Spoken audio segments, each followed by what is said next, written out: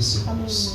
E às vezes é aquela área que a gente está resistindo, é aquela área que a gente está resistindo a entregar, é que está impedindo da gente desfrutar, louvado seja o nome do Senhor, daquilo que Deus tem para nós, de ser usado como a gente até deseja ser usado pelo Senhor, de desfrutar do que às vezes muitas pessoas pregam e a gente não consegue entender. Será que isso é possível?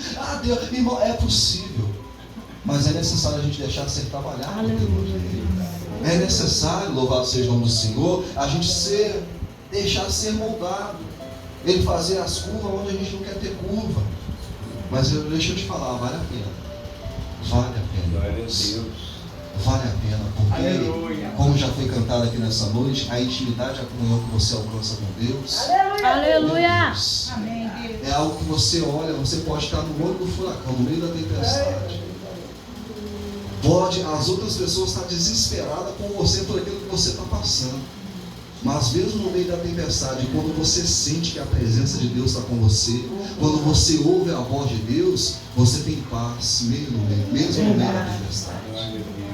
Todo mundo, mas o que vai acontecer? Você não está vendo? Irmão, o mundo pode estar caindo ao nosso redor. Aleluia. Mas basta uma palavra da parte do Senhor, e essa palavra traz um ânimo, traz um renovo, e nos dá a segurança que, ainda que os ventos estão fortes, mas porque eu senti a presença de Deus, eu ouvi a palavra de Deus, eu sei que eu vou passar por essa tempestade. Aleluia. Porque eu sirvo um Deus que está acima da tempestade. Eu sirvo um Deus que já venceu a morte. O que é esse problema que eu estou passando? Entende, irmãos? E ainda que no meio do processo a gente não entenda, louvado seja o Senhor, algumas coisas, e de repente a gente se quebre na mão do oleiro, esse oleiro nos ama tanto, ele simplesmente passou, nos amou de tal maneira, não tem como expressar esse tal, ele nos amou de tal maneira, ele entregou o filho dele para morrer na cruz do Calvário, para nos trazer de volta para a presença dele. E mesmo que a gente se quebre, porque no processo a gente está sujeito a isso, a gente se quebre nas mãos do oleiro. Se você reparar, ele não vai jogar aquele barro quebrado fora, do mesmo barro, aleluia, do mesmo barro.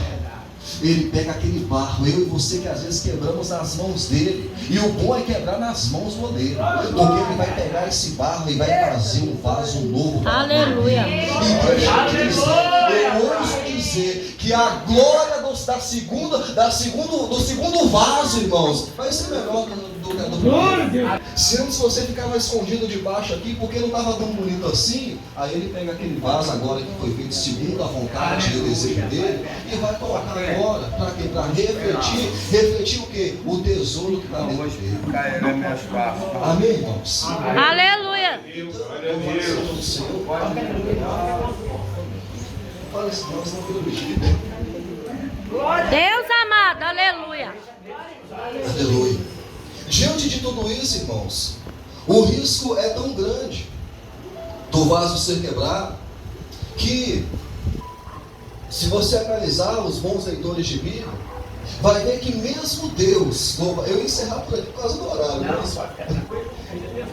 mesmo Deus, irmãos, trabalhando na vida de Jeremias, levando ele lá na casa do oleiro, como ele diz, praticamente desenhou para Jeremias entender.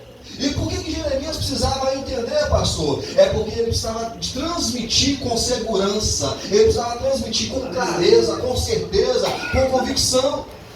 Então Deus faz todo esse trabalho com o profeta, para poder agora chegar no altar e transmitir a palavra de Deus. Aleluia. Da maneira que Deus fez com que Jeremias entendesse.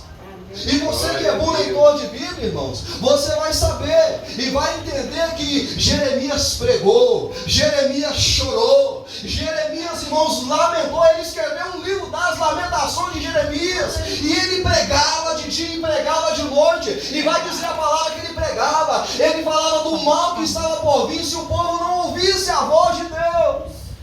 Glória! E você vai perceber que mesmo Jeremias, irmãos, chorando aos prantos, porque Deus havia revelado a ele o que aconteceria com aquela nação, com o povo de Deus, se não desse ouvido à voz do Senhor. E Jeremias estava lá pregando. Eu vejo Jeremias nos dias de hoje, através do os pastores, ministrando: ei, arrepende, porque o reino do céu já chegou. Meu Deus. Abre mão do adultério, da fornicação, da prostituição, das invejas, do ciúme, da cobiça. Para de amar o dinheiro, deixa de ser mesquinho. Ei, e eu vejo Jeremias falando, pregando a palavra, porque aquele que vem, irmãos, ele não tarda, Jesus ele vem. E assim como nos dias de Jeremias, irmãos, e hoje, está aí os servos, irmãos, do Senhor pregando a palavra, mas o povo não vai dar ouvido, pastora Rosimar. Mesmo Deus falando do cativeiro que viria, a Babilônia que viria, ei, se o povo não desse ouvido, e Deus ali usando Jeremias, irmão, Jeremias chorando com dor, a tal ponto de Jeremias dizer: Senhor, eu não quero mais pregar. Meu Deus. Às vezes não é assim. Às vezes não é só no altar, não, irmão. Às vezes é dentro da sua casa. Você prega, você fala para o seu filho, para a sua filha. Você fala para a sua esposa, para o seu esposo. Você fala para a sua mãe, para o seu pai, para o seu tio, para a sua tia. Você fala do amor de Deus para eles, mas às vezes possa ser que muitos não dão ouvido. E você sabendo, irmãos, do que está por vir, que Jesus veio, e aquele que não recebe Jesus, aquele que rejeita o Senhor, deixa eu te falar, já está condenado, aquele que não crê que Jesus é o Filho de Deus. Agora imagina o que Jeremias sentiu diante de toda uma nação. Olha, a gente não sente assim o nosso coração apertado: Senhor, se o Senhor vier hoje, meu filho, Senhor, está condenada a minha filha, mãe, pai, os meus familiares, os meus entes queridos, Senhor, estão condenados ao Hades, que muitos entendem como inferno. Isso não traz uma dor, um aperto no coração, uma preocupação?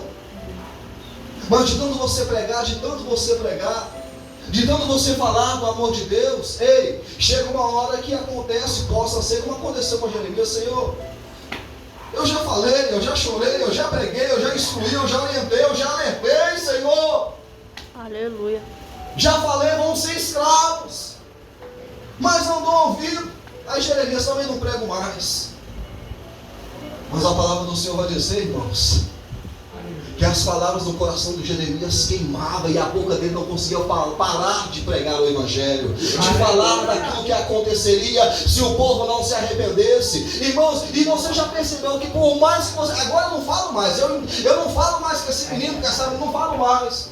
Mas de repente, o Senhor te acorda pelas madrugadas, o Senhor te levanta, o Senhor te dá um toque, intercede por ele, ora por ele. Ou de repente está assim, o Senhor te leva e a palavra, ela brota, ela pula da sua boca, e na hora que você... Quem está falando? É o Espírito de Deus na sua vida. É o tesouro que foi colocado no vaso de barro. É que agora está se manifestando para salvar os seus. Não tem como parar, irmãos. Aquele que coloca a mão no arado, não adianta nem olhar para trás, não, segue em frente. Porque na hora certa Deus vai levantar o remanescente. Deus vai alcançar. O livramento vai chegar, a salvação vai chegar, a cura vai chegar, a libertação vai chegar, porque Ele é Deus. Ele não desiste de nós. Amém. E chega num ponto, louvado seja o nome do Senhor, que aquele povo então é levado ao cativeiro por não dar ouvido à voz de Deus. Quantas pessoas vocês conhecem ou que se tornaram escravos do trabalho? Ela não trabalha para viver, ela vive para trabalhar, inverteu. Quantas pessoas, porque, não, mas a gente não está cativo, a gente não vai levar para outra cidade, a gente não está com algemas, irmãos, mas olha, só mudou o modelo da escravidão. Quantas pessoas têm escravizadas pelo cigarro, Meu Deus. pela maconha? E sendo que o início não era assim, Deus vai criar os animais, vai criar toda a terra, vai falar: agora domina e sujeita. A folha, que isso? Folha de maconha. É algo natural. Era para o homem controlar, e hoje está controlando o homem. Quanto mais se afasta de Deus, mais inverte a situação. Quantas pessoas escravizadas pela maconha, cocaína, crack, amando as coisas e usando as pessoas. Quando Deus diz que a gente deve amar as pessoas e as coisas é para a gente usar, a gente precisa voltar para Cristo, irmãos. A gente precisa voltar para Jesus. Aleluia. Muita gente escravizada, louvado seja. Pode ter liberdade, pastor? Pode, deixa eu falar. Escravizado, irmãos, através da pornografia. Viciado em celular, em smartphone, em rede social, e já não tem tempo mais a esposa com o esposo, os pais com os filhos com o pai. Só mudou o modelo da escravidão, mas quanta gente escravizada. Eu preciso adquirir bens, eu preciso ter casa, apartamento, carro. Não é que você, irmãos, não busque essas coisas, mas deixa eu te falar, não deixa dominar o teu coração, porque aonde está o teu tesouro, ali estará o teu coração. O nosso coração tem que estar em Cristo. É Aleluia. Cristo, deixa eu te falar, isso tudo vai ficar aqui. Se Deus nos der a condição de adquirir, adquira e desfrute, porque se a gente ouvir e obedecer, nós vamos comer do melhor dessa terra, não é isso? Aleluia. Mas só não deixe inverter o coração, não deixe as riquezas da terra roubar o teu coração de Deus.